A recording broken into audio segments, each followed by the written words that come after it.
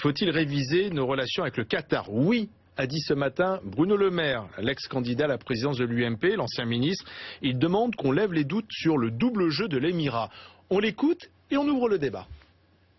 Est-ce qu'il faut mettre fin aux avantages fiscaux dont bénéficient les Qataris en France? Je pense que tout peut être réexaminé. Le point important, ça doit être réexaminé ou pas?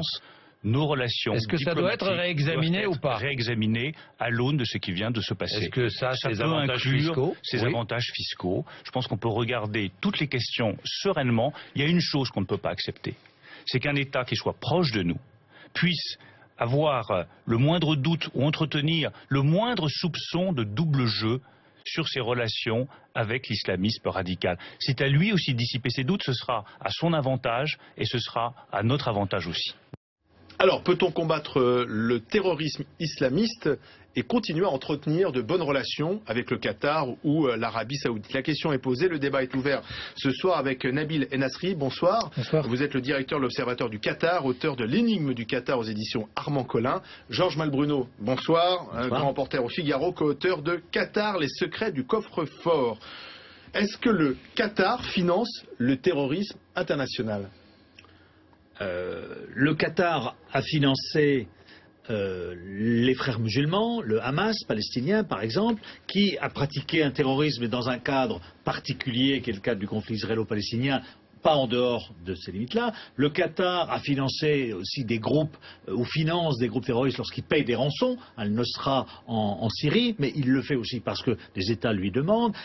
Ce qui est plus problématique, c'est que le Qatar, ou en tout cas des individus au Qatar, ou des associations de bienfaisance qatariennes, ont financé en Syrie des rebelles islamistes.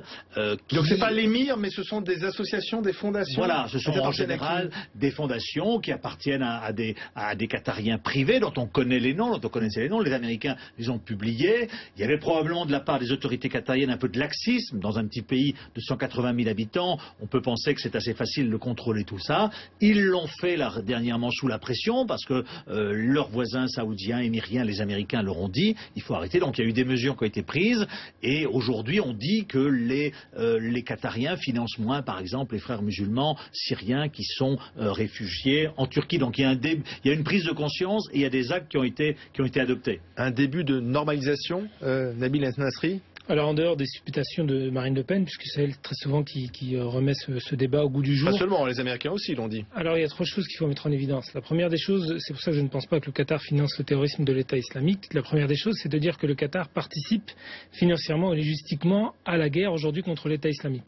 C'est-à-dire que le Qatar est aujourd'hui engagé militairement contre le terrorisme de Daesh. Donc le Qatar est à nos côtés contre Daesh. Effectivement. Et Daesh de l'autre côté qui dit, dans par exemple sa dernière livraison de l'organe de propagande officielle de Daesh s'appelle Dabik, dans son numéro 6 dit et tire à boulet rouge contre l'ex-émir du Qatar, Cheikh Hamad. Ça voudrait dire que si le Qatar soutiendrait le terrorisme de l'État islamique, on n'y comprendrait plus rien. Alors qu'il est engagé contre l'État islamique et cet État islamique critique très fermement le Qatar qu'il considère comme étant un valet des Américains.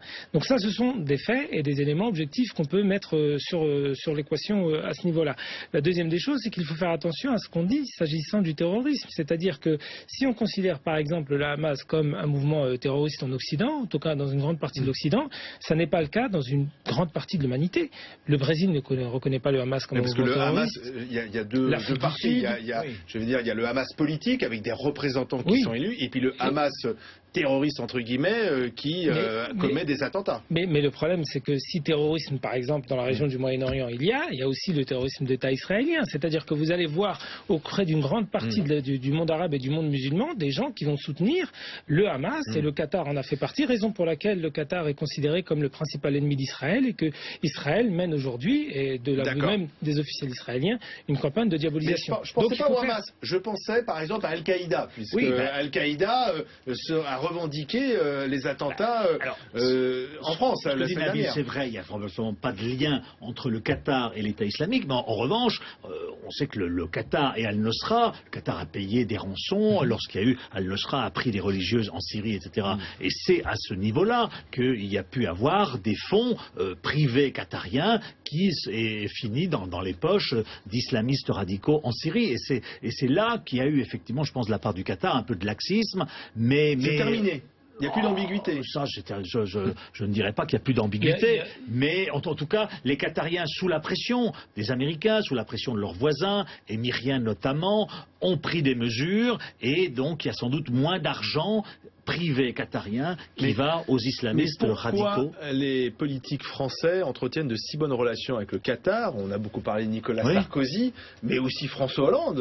Moins François Hollande. Mais tout de même, hein, il n'a jamais critiqué le Qatar. Et puis il y a des responsables politiques qui régulièrement vont faire des affaires au Qatar. Parce que l'ensemble des services français, notamment du ministère de la Défense, ont enquêté lorsqu'on a accusé le Qatar, par exemple, de financer des groupes violents au Nord-Mali. Et l'ensemble des autorités françaises sont revenues en disant le Qatar ne finance pas. Que ce soit au Nord-Mali, alors la Syrie c'est un peu particulier par rapport à ce qui s'est passé, donc à la descente aux enfers, notamment depuis maintenant 2 ans, mais en ce qui concerne notamment le Mali, les autorités françaises ont été claires.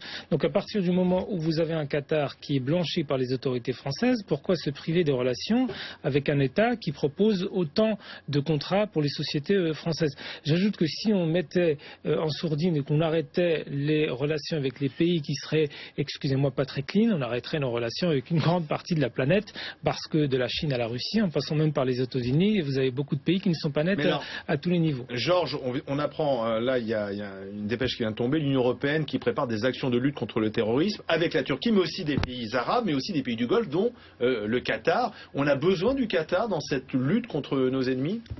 Ah oui, parce que du Qatar et de l'Arabie Saoudite en particulier, parce que vous avez plus de 2000 Saoudiens qui sont aux côtés de Daesh en Irak et en Syrie. Il y a moins de Qatariens parce que la population qatarienne est infime. Il y a eu le financement donc privé qui a permis à Daesh de s'enrichir, d'acheter des armes, d'acheter de l'allégeance auprès des tribus. Donc on a besoin, les bailleurs de fonds, les pères nourriciers de Daesh, ils viennent du Golfe. C'est pour ça que Bruno Le Maire, il pose une vraie question quand il dit après ce qui s'est passé en France, il faut regarder qui sont nos ennemis. Nos ennemis, c'est l'islamisme sunnite radical. Qui sont les berceaux? Où est le berceau de l'islamisme sunnite radical? Il est dans le Golfe. Pas partout dans le Golfe. Les Émirats arabes unis sont, je dirais, frères musulmans anti-islamistes, et donc voilà, mais il pose une vraie question là, et donc, alors pour y répondre, effectivement vous avez vu les réponses de Nicolas Sarkozy et d'autres, disent le Qatar est notre allié, mais c'est aussi notre client, c'est ce que tu disais, on espère des contrats dans le domaine, l'armée française fournit 70% de l'armée qatarienne. L'armée française c'est 70% de l'armée qatarienne. Oui, la France livre maintenant à peu près. C'est les États-Unis qui ont repris, donc oui, mais enfin, au niveau de le Qatar c'est aussi beaucoup le sport, hein, le Paris Saint-Germain, les championnats du monde de handball en ce moment même où la France... La Coupe du Monde en 2022, ça veut dire la construction de stades, des investissements d'infrastructures, donc les sociétés françaises sont bien représentées, donc c'est un client potentiel face auquel on doit ménager. Le Qatar aujourd'hui est l'objet de beaucoup de crispations parce qu'on a un peu l'impression que la France a un problème avec l'islam et qu'elle a un problème avec l'argent. Et qu'en fait, finalement, vous avez ces deux problèmes qui se cristallisent aujourd'hui dans le sujet Qatar en France. Et c'est ce qui rend la complexité du sujet. On est beaucoup dans le fantasme, même quand on prend par exemple les investissements qataris en France, tu le rappelais dans ton livre, les investissements émiriens sont plus nombreux que ceux du Qatar. Vous avez beaucoup de pays en France qui investissent davantage que le Qatar et on a l'impression que le Qatar fait une razzia sur la France. Or, ça ne résiste pas à l'épreuve des faits. Donc on a vraiment une espèce de tension. Il y a énormément de réalité aussi quand même. Nabil, on parlait aussi de l'Arabie Saoudite. Là, c'est pas du fantasme. C'est quand même incroyable de voir le dimanche 11 janvier l'Arabie Saoudite dans le cortège qui dénonce les meurtres de Charlie Hebdo, au siège social de Charlie Hebdo et la liberté d'expression. Et il y a ce blogueur en ce moment qui attend ses 1000 coups de fouet. Enfin, ça paraît hallucinant. Alors c'était hallucinant s'agissant de la présence des autorités saoudiennes, c'était hallucinant s'agissant de la présence des autorités égyptiennes qui aussi aujourd'hui mènent une politique absolument liberticide. Donc on n'aura pas dû les accepter dans le cortège. Mais c'était la même chose pour le Premier ministre israélien, pour beaucoup de chefs d'État qui étaient présents ce 11 janvier et qui ont entaché un petit peu de leur présence cet élan et cette espèce d'unité nationale, voire même internationale, pour souhaiter contre le véritable terrorisme. Aujourd'hui condamner l'Arabie Saoudite, par exemple. Je n'ai pas entendu le gouvernement dire c'est scandaleux que ce blogueur soit fouetté 1000 fois pour avoir simplement tenu des propos un peu critiques sur l'islam sur son blog. Mais non, parce que, comme je vous disais tout à l'heure, justement, François Hollande a fait de l'Arabie Saoudite son partenaire de référence, succédant au Qatar sous Nicolas Sarkozy. C'est deux poids deux mesures. Oui, tout à fait, mais c'est la réelle politique. Et c'est la diplomatie économique dont Laurent Fabius est le chantre. On espère que l'Arabie Saoudite va nous acheter X milliards de dollars, d'euros, de contrats, etc.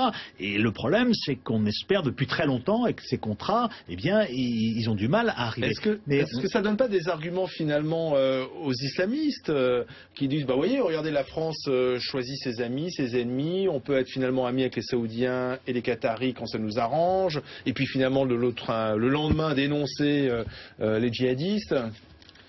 Oui, peut-être, mais je crois que surtout ça pose un vrai débat, une vraie question.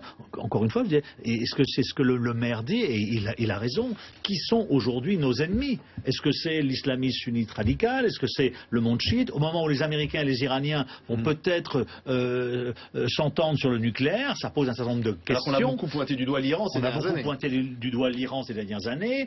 Notre ennemi aujourd'hui, en tout cas en France, ça n'est pas l'Iran. Notre ennemi, c'est l'islamisme sunnite radical. Quelles conséquences ça aura sur notre diplomatie, sur la Turquie aussi, qui laisse passer les djihadistes français, etc.